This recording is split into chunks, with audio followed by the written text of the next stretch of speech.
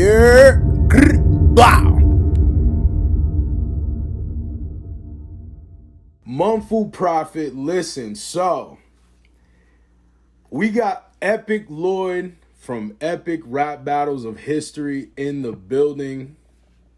What's going on, man? How are you? What up, man? How are you? Doing well. Chilling. Good, man. So listen, I told you off camera. I have to say it again. First of all, I appreciate, this opportunity. I'm a big fan. A ton of my fans are huge fans of you as well. All of you guys, and this is dope. So yeah, we're here. Yeah. Thanks for watching, man. I've been doing YouTube for a long time, and it's nice like there keeps on being like new people watching and stuff. So it's cool to like see new people get exposed to videos that are, some of them 10 years old and stuff. So thanks for watching. Absolutely. Yeah, thank you. So tell me your come up. What got you into not necessarily the ERB thing, but what got you into doing the stuff that you're doing right now, being a creator and stuff? Yeah, man. I was always like, doing like plays and stuff in high school. I was an athlete. Okay. But I was also like a class clown kind of thing. So I was always either doing sports or theater. Okay. So then in college, I went to school for sports. I was a gymnast all throughout college. Really? So I went to college there, and then I just kept on getting hurt. I just kept blowing my knees out and stuff. So got into improv comedy in college. Okay. And that was like, and this is a while back. So this is before YouTube and all that stuff. So, but like doing like live performance then became like what I lived for. Moved to Chicago, studied comedy there. Really? Like Second City, Improv Olympic, and then started touring and doing live shows. And that's where I started rapping and writing rhymes and stuff. That's cool. Because like we started freestyling like in the comedy improv world because it kind of like goes hand in hand a little bit. Sense. Yeah. And then I moved to LA in 2005. And I own a comedy club out here in LA called Westside Comedy Theater. Wow. And started doing like hip hop rap comedy shows. Okay. And then so one of the segments was called Celebrity Rap Battle. So we would freestyle, like get suggestions from the audience and freestyle those. And then my buddy Pete, who I make the rap battles with, he and I had been friends for like 10 years before that anyway. So he saw that and he was just starting to make YouTube videos and he was like, yo, I think we should make that thing you did in your show like a YouTube video. And I was like, all right, whatever, fine, sure. And then it blew up. Like my history with YouTube is different than a lot of people's because like I never did it. Like my second video was Vader versus Hitler and that like exploded. So I never like did that. Are you serious? Kind of yeah. That was your second video? Yeah. Okay, so that video, I did react to it a while ago. I can't remember. I reacted to all three at one, so I'm pretty sure I reacted to the one that, was put together. But where was that uploaded originally? Episode 1 was uploaded on Pete's channel. He used to have a channel called Nice Peter. He still does. He just doesn't really upload there. So the first season of Epic Rap Battles of History was on his like personal channel. Yep. And then we started our own channel for season 2. So we like made a big deal and pushed over to it. So that's where the other ones took place. That's crazy. So when you first did the Hitler battle, what was the immediate response? How quick was, the blew up situation? Like when did that happen? Yeah. Well, the first rap battle was John Lennon versus Bill O'Reilly. And that one did pretty well. Okay. Like it was like 500,000 views and that was like pretty good. And this is back, YouTube was just such a different game back then. There wasn't as many people. Nobody really took it seriously as like a career. So then when the second one, when Vader Hitler hit, because of content, it got banned in like Germany, Italy, Poland, a bunch of countries in Europe were like, fuck that, and banned it. But that just made it more popular. Absolutely. So all of a sudden it just started exploding and it did like 5 million views in like a week, the first week. And me and Pete were like, what is happening? Because there used to be this thing on YouTube where you could like click down and see where your video ranked. Like number 1 in the US, number 1 in Canada, whatever. And we clicked on it. It was just like number 1 everywhere. And we were like, what is this? Yo. So, and that just kind of like, then we knew that the third one had to be real good. because it could have been just like a, like, oh, they make one and then the rest of them are kind of whack. But like we knew that they had to be really good. So then we did the third one, like Abe Lincoln and Chuck Norris, and that was really fun. People like that too. And then it was just like, boom. Then it was just off the races. That's crazy. So, are you guys, does the battle rap side of things bring you to it, or is it your love for hip hop? So, I mean, I guess it's both the same thing, but do you listen to battle rap a lot as well? Yeah. I mean, like King of the Dot and like Don't Flop and those circles and stuff. I listen to them. Like, I'm more of just a hip hop fan myself. Okay, so makes sense. I write original music, and rap to me was always the other thing beside comedy that I did. Yeah. To like express myself. Yep. So with the rap battles, it was a nice combination because like as an improv comedy actor, I had all these big sort of obtuse characters that worked that never worked on like commercials and TV because they were like too big, but for like YouTube, it was perfect. Yeah. And then as a hip hop fan, my goal was never to make a parody of a rap battle. And I think if you watch them, you'll see like we can rap. So absolutely. The reason why like we wanted to make them real rap battles. Yeah. The only difference is it's a little easier to understand the jokes because like, I know more personally about like Hulk Hogan than I would about like a Shadi Hara or like, makes sense. Some other battle, like, something like that. It's and I agree. Me and Screw, we talk about this. I mean, it's our job, so we talk about this stuff 100% of the time. And, just different phone call conversations we've spoke about how you guys kind of make battle rap such a mainstream thing that it's so perfect because we're big battle rap fans, and like one thing that we've struggled with is being fans of battle rap is a lot of other people can't relate to it because it's so specific. And with what you guys do, you make it so relatable with anybody that it just perceives very well. Like it's very cut and dry. And I don't know, man, it's crazy. That's so awesome that your second video, I mean, even your first video blew up like that. But so it was nuts. It's been a ride for sure. Absolutely. So you guys have been doing this now for like 10 years now, right? Yeah. All right. Yeah.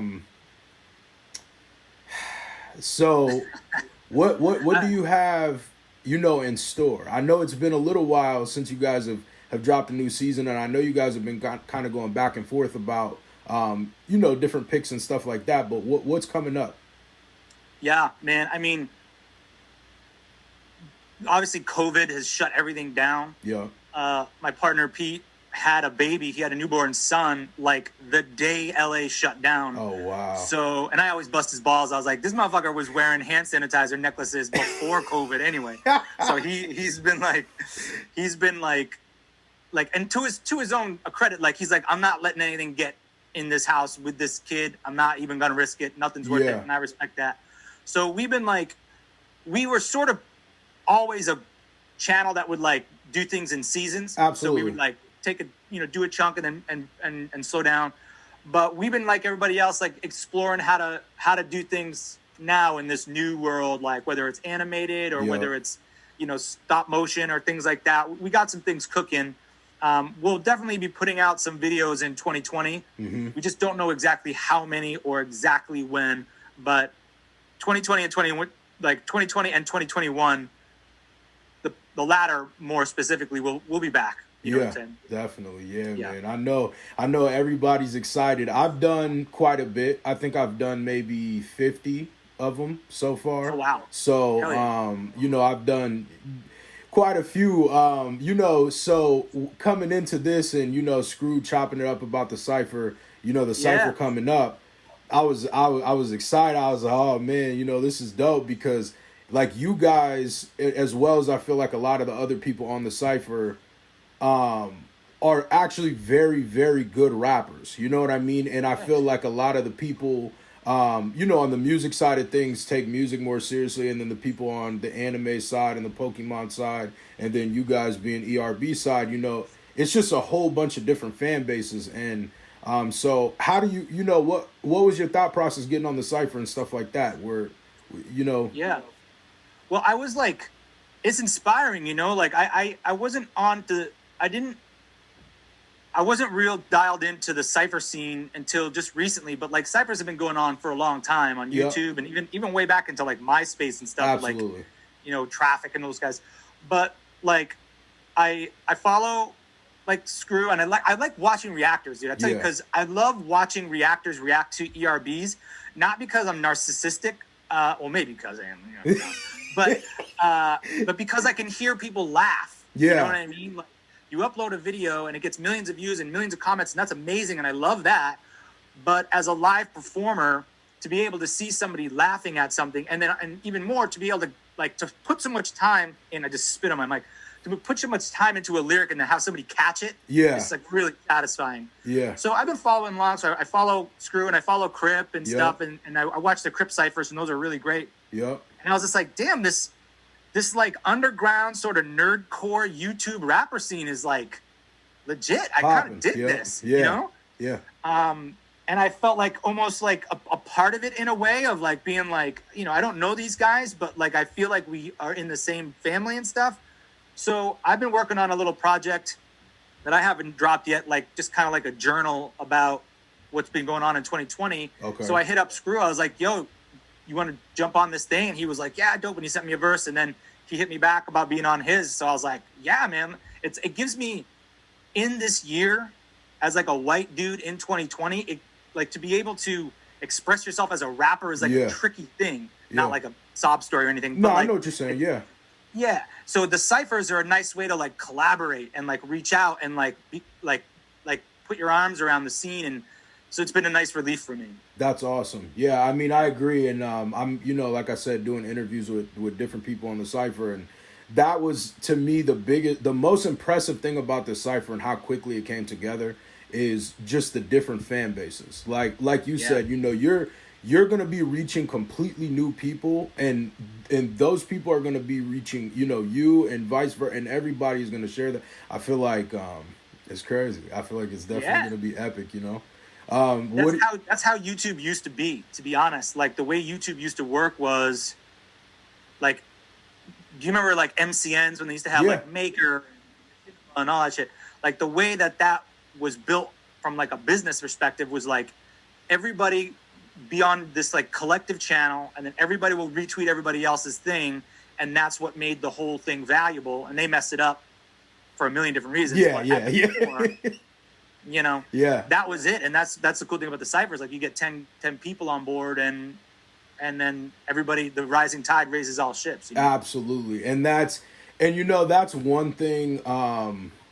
That's a really good point, because I feel like you said, I feel like for a minute there was a time where YouTube kind of slipped out of like the more community thing. I feel like it's always been more of the community thing, like helping each other and stuff like that. So, I mean, it's dope to just be able to grow like that. Like, you know, it's so natural in that way, because people discover you, they like you, and then they just go subscribe, and that's it. They consume your content from there. And I mean, you guys have so much back content that like it's literal years worth of stuff, you know? So that's dope. How you feel about Tech9 being, you know, putting some words on that?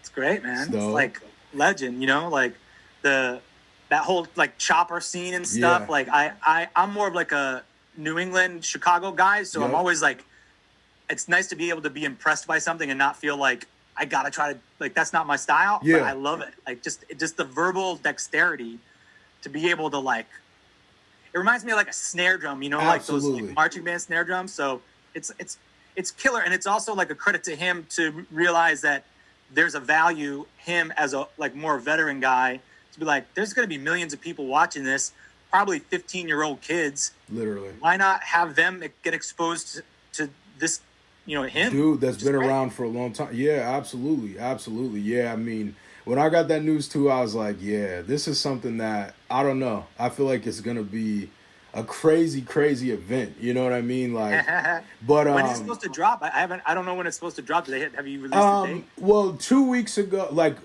almost 2 weeks ago, he said he was trying to drop it in 2 weeks. So I assume everything's almost done. Like, almost everybody is, you know, sent their stuff back. So we're just waiting on the last couple of things. being edited and stuff like that. So I'd assume, you know, week and a half type thing, something like that. It's not easy to like put everybody's vocals together and like make sure it's all leveled out and stuff. Definitely. Everybody's got a different producer and different plugins and stuff. So it's a undertaking for sure. Absolutely, for sure. Couple more things. Where did you say you grew up in New England? I was born in New York City, but I grew up in New Hampshire. Oh, okay. So that's not far from me at all. Yeah, like right by in Exeter and Epsom, like Portsmouth, right on the seacoast. Oh yeah. So Rhode Island boys, like I that's my vibe. Yeah. I was about to say, I'm like, that's not far at all, because when I, you know, like I looked you up and stuff like that, and I saw you went out to school in Mass and stuff, and I was like, oh, that's crazy. I didn't, you know, that's dope. I miss it, man. I miss New England. It's just something about it. Yeah. I miss it. It is. It's a feeling. It's hard for me. I moved to Seattle. You know, I moved to a bunch of different places. Every time I leave, I end up coming back. You know, so it's hard to leave. But you feel like moving out to LA kind of elevated you? I mean, yeah. You know, I got a family of friends that are like, I mean, I got family and they're obviously my family, but my family of friends, it's like so tight. We all moved out together, and now everybody's got kids and everybody's married and houses and all that stuff. So we don't see each other as much. But we started this comedy club out here, and the community out here is just so tight that LA is not really my style. Like I'm not really. I like snow. I like winter. I like cold. I like sort of hard-nosed, staunch people. I'm not all about the LA sometimes, but the work is here. You know, the work is here, and that's kind of where I gotta be until which time I can afford to live in multiple cities. So that's the goal. That I'm not gonna lie, man. That's one of those things like I go back and forth with, because I'm like, man, I know that exactly what you said. You know, it's like here is great, but you know the work isn't here the same way. You know, you can get out there and just the reach, and like you said, just being a community of people that all do the same thing kind of makes it a lot easier. So I always tell the story of like, I lived in Chicago, and like you're in Chicago, and there's some like commercial work. You audition for your little McDonald's commercial or whatever. And in Chicago, like you walk in and it's like the Wendy's commercial, and everybody that you know, you're like, oh, did you do the Wendy's commercial? Like, yeah, I was at the Wendy's commercial. Yeah, that was on Friday. And then in LA, you walk in, and every day of the week you walk into a warehouse, and there's just like 90 commercials going on every day, and it's just like map that across TV and writing and movies and podcasts and everything. And it's just like, it's like DC for politics. You know what I'm saying? Absolutely. Yeah. I mean, that's crazy. That's definitely, I know exactly what you mean. I know exactly what you mean. So a couple more things. All right. So I do lists on my channel. Like I do, you know, top lists, stuff like that, top best ERB lines, all that kind of stuff. Quick, what's your top 5 favorite ERBs? We made a video of this once. I think I listed them out, but it changes. I'll tell you what. My new favorite, I'll go in order. So number 5, probably the Russians. I really like the Russians. Okay. Like the Lennon. I just think that's a really great one. Napoleon versus Napoleon is like really special to me. Like that early one. Yeah. That's really special to me. But my new favorite is Pennywise Joker. I think that's our best work. I think overall, the writing, the costumes, the editing, the color, the special effects, for me, I think, and I kind of like the evil ones. Yeah. You know, I kind of like the evil ones. So that's my number 1 right now. Yeah, I'm gonna tell you right now, I'm not mad at that decision, because that battle, like I said, that was the first battle I saw, and I was like, wait, this is crazy. Like, this shit is really good. You know what I mean? Like, like the bars were crazy. There's so many, and like that's the thing. You know, people all the time, fans get on my case and be like, "Oh, you missed this or you missed this," and I'm like, dude, it's the first time watching it. Like, of course I'm gonna miss this. A lot of this is very intricate writing. You know what I mean? So it's cool. It's nice to be able to do. You know, you do it for a while, and you're like, "Do we still got it or whatever?" And like seeing that, and the response to that, and the fact that the show still resonates with people. Like, we went and did a live show, and usually when we do a live show, we'll do like Bill Gates and Steve Jobs. And that's like a big hit, and Einstein Hawking is a big hit. And we did those ones, and people were like, okay, that's cool. And then we did like Burger King versus McDonald's, and people went nuts. And I was like, there was like really like, I felt, made me feel good, like made my heart feel good, you know? Yeah. I was like, wow, this is the one they came to see, because they haven't really heard those old ones, because they were like not even born yet, you know? Yeah. So, it's cool. Yeah, that's crazy. That's definitely dope. I did notice that. I mean, the writing on even the Thanos one, like the writing on the Thanos one was like, I was like, man, this is crazy. I had a question about that. The people that play other characters, you know, outside of you guys, do they write their own lyrics, or do you guys write them for them? We try to write as much as we can and respect people's time. But if people want to be involved, they can. Okay. You know, like we'll send them to people and be like, yo, what are your thoughts on this? Sometimes more than others. It depends on how tricky it is to get that person there, or if they're even a rapper at all. Yeah. Like Dan Bull does a lot of his own writing. Yeah. Because he fucking writes raps all the time. Because he's dope. Yeah. I've listened to, But people who, you know, people trust us. They know who we are and what we're good at. And we try to write things really, really, really well, and then present them to people so that they can look really good. But if they have changes they want to make, like Mother Teresa came in and she's like, I love these words. I had this joke. I thought that this might be funny. So we 2 nights before we shot it, we were like back in the studio, just cranking away, making some changes. So it's a combination. That's dope. Yeah. That's really dope. Now, knowing that now, because that was one battle too, that the writing on that was, I was like, damn, there was some fire bars in that one. From both sides, I was like, yeah, so that's, and see, you know, obviously doing ERB, I've checked out all you guys. Nice. I've done a decent amount of the ones on Nice Peter's channel. Cool. So, you know, I've checked out each individual work, like your own music and stuff like that. Who would you say that your biggest influences are in hip hop? My favorite MC is Pharoah Monch. Okay. He was like an old school guy from Organized Confusion. I just I always thought that his delivery as a vocal instrument, his voice, like his patterns and like the way that he would just give you different takes on a sentence that was really inspiring to me. Busta Rhymes was like the first guy that like when I heard like I just like couldn't not, you know. Yeah, absolutely. Yeah, that's dope, man. Yeah, stuff like that.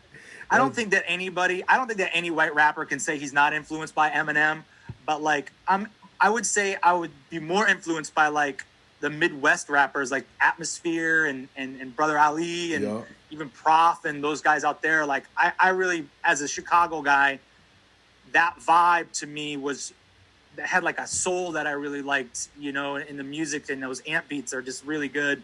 So those guys, you know, that kind of thing. Yeah, that's dope. Yeah, I mean, that makes sense, because, I mean, that's kind of what I grew up on. You know what I mean? Just that type of stuff. And, you know, I'm the same way. I like rappers that their voices are like an instrument. And that's, I mean, that's even another thing, like an ERB. How do you guys lock down those accents so well and stuff?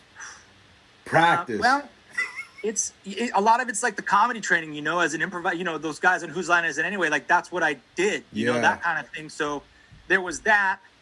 But then, like, we work really hard on it. Like, for the Steve Irwin Australian accent, I was like, man, he's so beloved. You can't fuck this up, you know? So I wrote the whole verse and then sent it to some people who I know who are in Australia. Yeah. And I was like, yo, can you spit this for me? Just say it, you know? Yeah.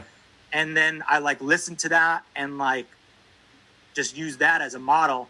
Cause like some of the things are real easy, you know, everybody can go, g'day, mate. Yeah. But like some of the stuff that there's some subtleties that they do, like sow, like they so becomes like S-O-R, like sow. There's like this weird R in there that I was like, took me a while. Yo, that's crazy, man. That's crazy. I mean, just so much thought into, you know, doing it. How long does it typically take you to do like one, you know, complete writing, shooting, all that for one episode?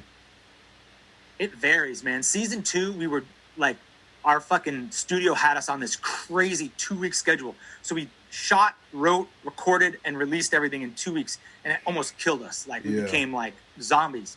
So now, you know, probably like 6 weeks Okay. You know, when we were like really focused on it, there's just so many other, the business of ERB is a little bit more complex now than it used to be. And we're independent now. So we're handling a lot of it. So the time that we get to focus, only laser focus on the video, is like always competing with like payroll and like, oh, we have this licensing meeting, or, oh, you know, this, that, the other thing. So if we just sat down and just did that, we could probably do it in like 3 or 4 weeks. Yeah. But, you know, that's how long it takes. Yeah, no, that makes sense. That makes sense. Do you guys got any, well, obviously with COVID, but were you guys planning any more like live tours? I mean, I want to do that more than anything else. That was like that tour we did in 2015 was like the time of my life. Again, it's just not safe to do it right now. You know, and then, you know, we were on the road for 3 months. So, you know, I don't know how you take 2 kids on the road or what you do in that situation. So I think it is in the future. It's just not like anytime real soon. To be honest, like the Cypher thing and like watching that happen, I'm more like, we should take these fucking Cypher, these YouTube things on the road, man. Because like, just like Crip, like he was on the road with Mac Lethal and like, you know, Wax and all these guys, like there's an audience for that. And I think you could do that. So that's where my brain has been at, because I love writing rap battles, but I also love making original music, and I can express myself in a different way that way. And so if I can't do rap battles, I'm like, we could do this other thing. Absolutely. You know? Yeah, no, that's smart. I mean, honestly, man, especially like, you know, like you said, with all this COVID stuff, it's just, you don't know. Everything's so unsure right now. Me and Screw were supposed to go to LA August 8th. And no shit. And you know, they shut it down again. He just called me, I think it was Monday. He was like, yo, I don't think we can go. I'm like, yeah, I don't think we should either. I was like, I'm not going to lie. Riding on an airplane for 6 hours does not sound good in a mask, you know? Dude, everything is like shut down here. Like, as a comedy club owner, that's like the last thing to open, you know? Like a restaurant and a bar, you can kind of sit farther away. But like a club is, you pack them in on purpose. Like that's the energy. Yeah. So we're just kind of like holding it down and trying to make sure everybody's safe. So, but when you guys do come to LA, you guys got to hit me up. Oh, man, we'll get beers at the club. It'll be good. Definitely, bro. Definitely, 100%. Yeah, we will. I'll be out there as soon as all this stuff dies down. I'm planning on, you know, going out to Vegas and LA a couple times and stuff like that. Try to connect with some people and you know, get it moving. Yeah. But yeah, man. Hey, I appreciate you. Is there anything else you want to say before we hop off? Nah, man. Thanks for having me in the Cypher. Can't wait to see it. Like, let's keep working and be easy. Man, thank you, bro. For real. Yeah. I know everybody's gonna be like, man, what the hell? And so this is dope, man. Thank you again. So you take care, man. All right. Have a good one. Bye.